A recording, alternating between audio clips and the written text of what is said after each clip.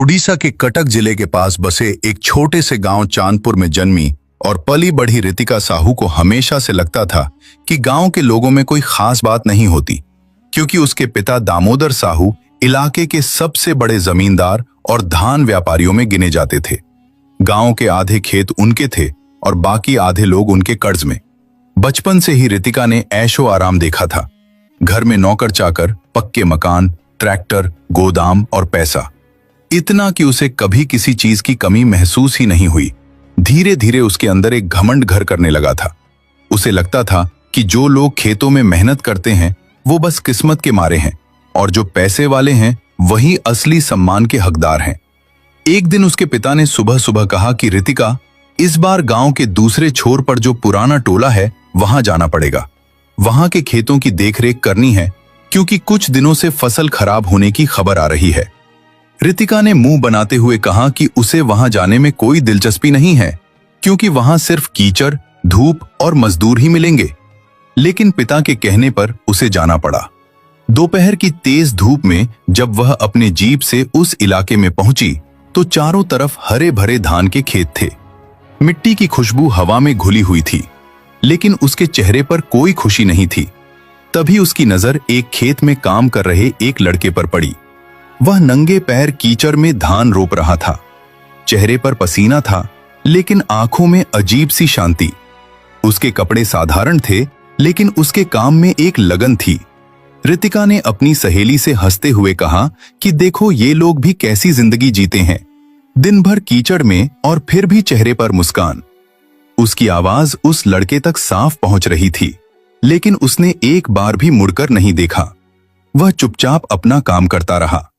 रितिका को उसकी यह अनदेखी चुभ गई। उसने ऊंची आवाज में कहा कि शायद इसे हमारी बात समझ ही नहीं आ रही, या फिर इसे फर्क ही नहीं पड़ता। उसकी सहेलियां हंसने लगीं, लेकिन वह लड़का बिना कुछ बोले बस अपने काम में लगा रहा, जैसे उसकी दुनिया अलग ही हो। रितिका ने कंधे उचकाए और कहा, चलो यहां से। यहां खड़े होकर समय खराब करने से बेहतर है घर चलना। लेकिन उसे बिल्कुल अंदाजा नहीं था कि जिस लड़के को वह एक साधारण मजदूर समझ रही है, उसकी असली पहचान उससे कहीं ज्यादा बड़ी है। और आने वाले कुछ दिनों में यही मुलाकात उसकी सोच को पूरी तरह बदलने वाली है। अगले कुछ दिनों तक रितिका के मन में वही खेत वाला लड़का अटका रहा, जिसे उसने बिना कुछ जाने समझे तुच्छ समझ लिया था। लेकिन वो जल्दी ही अपनी शहर वाली सोच ने वापस लौट आई और खुद को यकीन दिला दिया कि वो बस एक साधारण मजदूर ही होगा।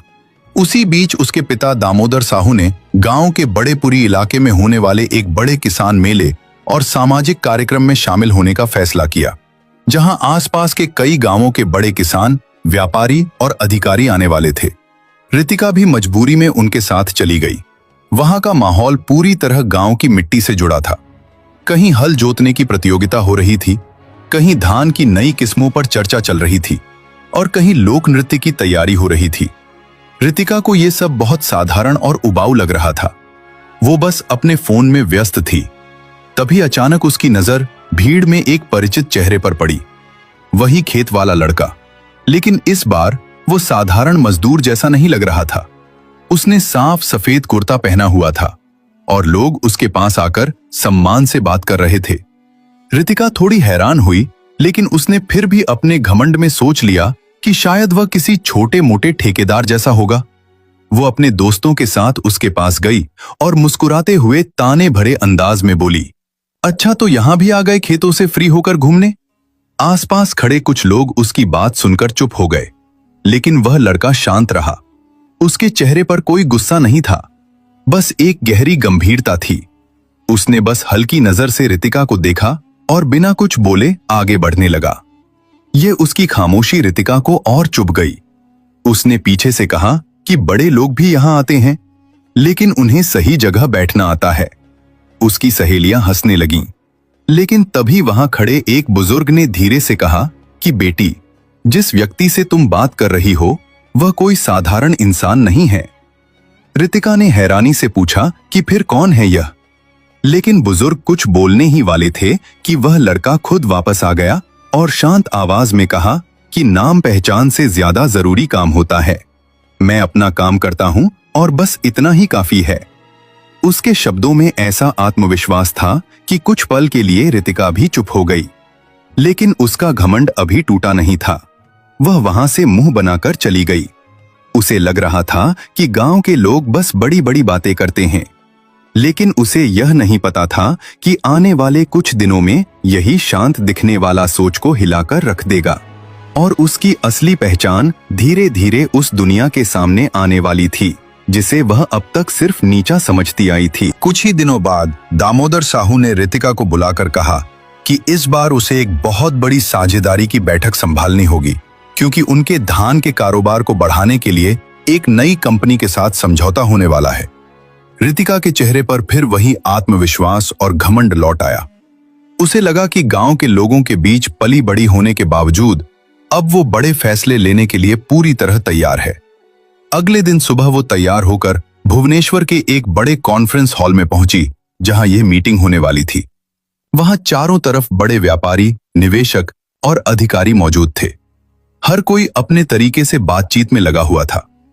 रितिका ने अंदर जाते ही खुद को सबसे अलग और खास महसूस किया, लेकिन जैसे ही वो मुख्य गेट के पास पहुंची, उसकी नजर अचानक एक परिचित चेहरे पर पड़ी।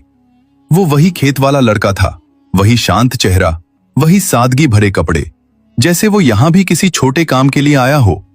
रितिका के चेहरे पर तुरंत वही पुरानी मुस्कान आ गई। वो धीरे धीरे उसके पास गई और ताने मारते हुए बोली, लगता है अब खेतों के बाद शहर में भी काम ढूंढने आ गए हो। अगर किस्मत अच्छी हुई तो यहां चौकीदारी मिल ही जाएगी।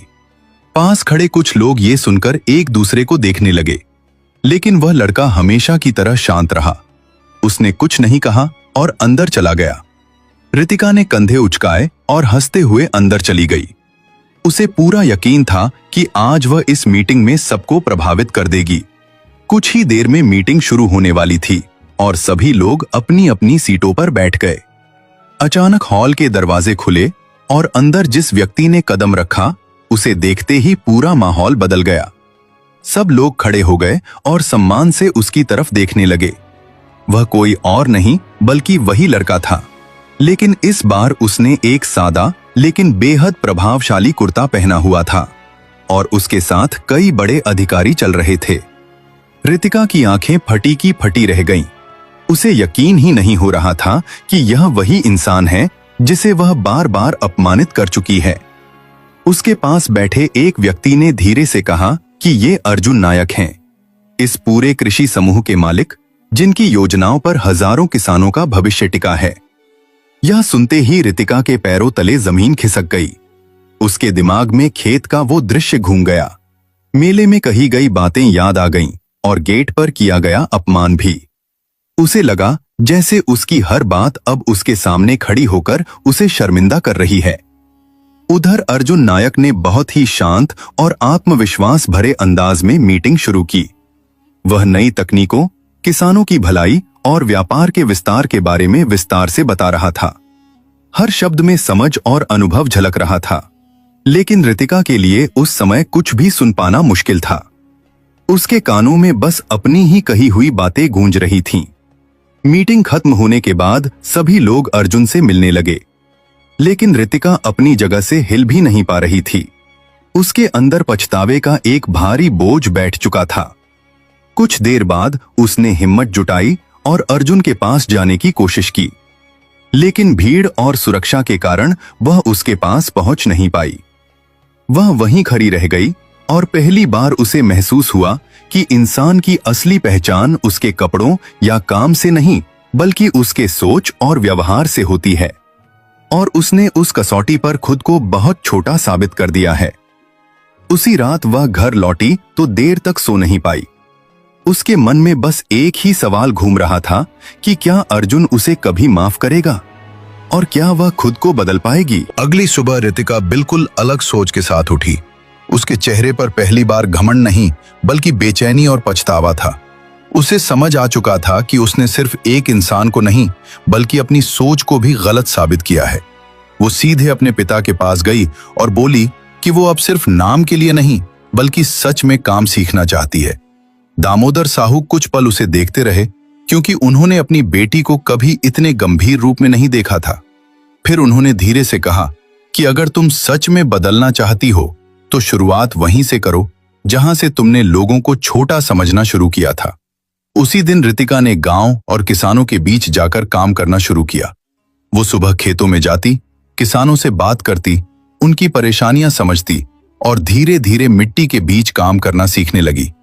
शुरू में लोगों को यकीन नहीं हुआ, लेकिन उसका व्यवहार बदलता गया। धीरे धीरे गांव के लोग भी उसे पहले जैसा नहीं, बल्कि एक सीखने वाली लड़की के रूप में देखने लगे। कुछ हफ्तों बाद उसने अपने पिता से कहा कि वो गांव के बच्चों के लिए एक स्कूल बनवाना चाहती है, क्योंकि वहां के कई बच्चे सिर्फ इसलिए पढ़ाई नहीं कर पाते थे क्योंकि उनके पास साधन नहीं थे। दामोदर साहू ने उसकी बात मान ली और काम शुरू हो गया।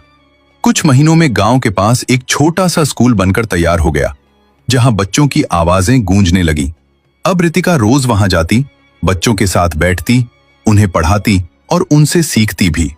अब उसके चेहरे पर घमंड की जगह सादगी और अपनापन था। समय बीतता गया और यह स्कूल पूरे इलाके में उम्मीद की पहचान बन गया। एक दिन जब दोपहर का समय था, स्कूल के बच्चे खेल रहे थे और रितिका उन्हें पढ़ा रही थी। तभी बाहर एक काली गाड़ी आकर रुकी। गाड़ी से एक शांत और परिचित व्यक्ति उतरा। वह अर्जुन नायक था। उसने कुछ देर स्कूल को देखा और अंदर चला आया। बच्चे पढ़ रहे थे और रितिका उन्हें समझा रही थी कि ज्ञान इंसान को बड़ा बनाता है, पैसे या हैसियत नहीं। अर्जुन दरवाजे पर खड़ा यह सब चुपचाप देखता रहा। फिर उसने हल्की आवाज में पूछा कि यह सब तुमने किया है? रितिका ने सिर झुकाकर कहा कि मैंने बस कोशिश की है खुद को बदलने की। अर्जुन ने धीरे से कहा कि बदलाव सिर्फ बातों से नहीं, बल्कि काम से दिखता है, और तुमने यह साबित कर दिया है। रितिका की आंखें हल्की नम हो गईं। उसने कहा कि उसने जो गलती की थी उसे सुधारने की कोशिश कर रही है। अर्जुन कुछ पल चुप रहा। फिर उसने कहा कि बहुत कम लोग होते हैं जो अपनी गलती मानकर खुद को बदलते हैं। तुम उनमें से एक हो। फिर थोड़ी देर बाद उसने मुस्कुराकर कहा कि शायद इसी वजह से मैं तुम्हें अब पहले से अलग नजर से देखता हूं। रितिका हैरानी से उसकी तरफ देखने लगी। अर्जुन ने शांत लेकिन सीधे शब्दों में कहा कि वह उसे पसंद करने लगा है, और अगर वह चाहती है तो वे दोनों मिलकर समाज के लिए और अच्छा काम कर सकते हैं। कुछ पल के लिए सब कुछ शांत हो गया। रितिका ने हल्की मुस्कान के साथ कहा कि पहले वो ये बात समझ नहीं पाती, लेकिन अब उसे पता है कि रिश्ते सम्मान और समझ से बनते हैं। दोनों ने एक दूसरे की बात समझी और धीरे धीरे यह रिश्ता आगे बढ़ा। कुछ समय बाद दोनों परिवारों की सहमति से एक सादा लेकिन खूबसूरत शादी हुई।